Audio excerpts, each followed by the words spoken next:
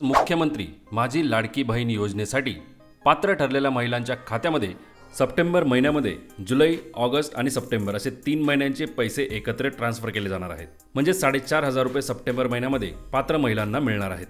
पण ही भेट हा फक्त त्याच महिलांच्या खात्यामध्ये पोहोचेल ज्यांचे आधार कार्ड हे बँकेसोबत लिंक आहे आणि मॅपिंग स्टेटस याप्रमाणे दिसत आहे।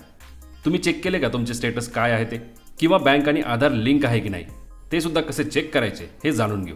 पण त्यापूर्वी जर आपल्या चॅनलवर नवीन असाल तर अवश्य सबस्क्राइब करा, बेल आयकन प्रेस करून ऑल नोटिफिकेशन सिलेक्ट करा, ज्यामुळे या प्रकारचेच महत्त्वपूर्ण अपडेट्स तुमच्याकडून मिस होणार नाहीत। नमस्कार मित्रांनो, तर मित्रांनो लक्षात घ्या 2 गोष्टी आहेत। एक म्हणजे जर आधार कार्ड हे तुमच्या बँकेला लिंक नसेल तर ते लिंक करायची जबाबदारी तुमची आहे।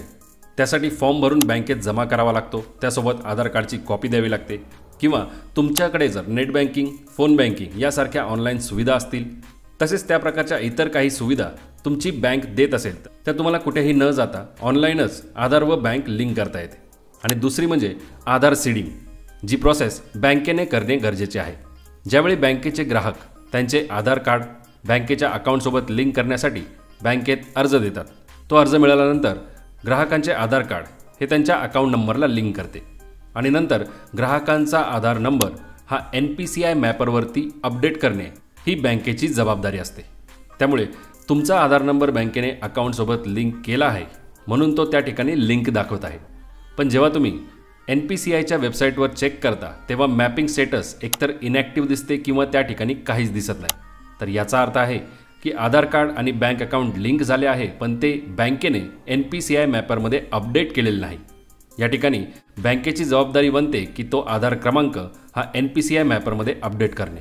तर बघूया की NPCIच्या वेबसाईटवर मॅपिंग स्टेटस कसे चेक करायचे, सोबत कोणते बँक खाते आधार कार्ड सोबत मॅप आहे किंवा ते सीड झालेले आहे। यासाठी गुगलमध्ये NPCI असे टाईप करून सर्च करा। आलेल्या या पहिल्या वेबसाईटवरच क्लिक करा। आता इथे कन्झ्युमर या ऑप्शनवर क्लिक करायचे आहे। त्यामध्ये भारत आधार सीडिंग एनेबलर बेस या ऑप्शनवर क्लिक करा। यानंतर पुढे स्क्रीनवर रिक्वेस्ट फॉर आधार सीडिंग असे हेडिंग तुम्हाला दिसेल। त्याच्या बाजूला एक डाऊन ॲरो म्हणजेच एक बाणासारखे चिन्ह दिसेल, त्यावर क्लिक करा, ज्यामुळे खाली 4 ऑप्शन्स येतील। त्यापैकी तिसरा ऑप्शन गेट आधार मॅप्ड स्टेटस यावर क्लिक करायचे आहे। आता आलेल्या स्क्रीनवर इथे पहिले तुमचा 12 अंकी आधार नंबर टाईप करा, त्याखाली दिलेला हा कॅप्चा कोड आहे तसा एंटर करा आणि चेक स्टेटस हे बटन क्लिक करा। पण लक्षात ठेवा, आधार मॅपिंग स्टेटस चेक करण्यासाठी तुमचे आधार कार्ड आणि तुमचा मोबाईल नंबर हा लिंक असणे गरजेचे आहे, कारण OTPद्वारे व्हेरीफाय झाल्यानंतरच ते मॅपिंग स्टेटस दाखवले जाते। तुमचा आधार कार्ड आणि मोबाईल नंबर लिंक असेल तर चेक स्टेटस बटन क्लिक केल्यानंतर तुमच्या आधारसोबत लिंक असलेल्या मोबाईल नंबरवर एक OTP मिळेल, तो या स्क्रीनवर टाईप करा आणि सबमिट बटन क्लिक करा।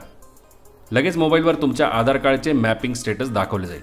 वरती आधार नंबर दिसेल आणि त्याखाली जर mapping status enable for DBT असे असेल तरच तुमच्या आधारसोबत लिंक असलेल्या बँक खात्यावर सरकारकडून पाठवले जाणारे हे 3,000 रुपये आणि त्यानंतरचे दर महिन्याला येणारे 1,500 रुपये तुम्हाला मिळतील। तुम्हाला कल्पना असेलच की सरकारने DBT मार्फत पैसे पाठवले जाणार असे सांगितले होते, तर इथे मॅपिंग स्टेटस हे एनेबल फॉर DBT असे दिसले पाहिजे।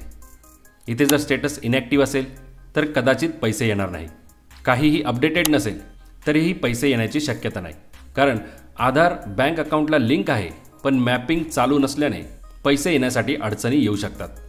म्हणून बँकेत चौकशी करायला जाल आणि जर त्यांनी सांगितलं की आधार कार्ड हे तुमच्या अकाउंटसोबत लिंक आहे तर त्यांना सांगा की मॅपिंग स्टेटस हे इनॅक्टिव्ह दिसत आहे किंवा तिथं काहीच अपडेटेड नाही। स्टेटस एनेबल फॉर DBT म्हणजेच डायरेक्ट बेनिफिट ट्रान्सफरसाठी सक्षम असे असले पाहिजे। आता कोणती बँक आधारसोबत लिंक आहे हे सुद्धा तुम्हाला खाली स्क्रोल करून लगेच पाहायला मिळते। जसे या आधारसोबत India post payment bank link आहे आणि मॅपिंग स्टेटस DBT साठी एनेबल आहे, म्हणजेच सरकार ज्यावेळेस आधार नंबरवर पैसे पाठवेल ते थेट या बँकेमध्ये येतील। तेव्हा लगेच चेक करा तुमचे मॅपिंग स्टेटस काय आहे, आणि ते अपडेटेड नसेल तर लगेच करून घ्या। धन्यवाद। जय हिंद, जय महाराष्ट्र।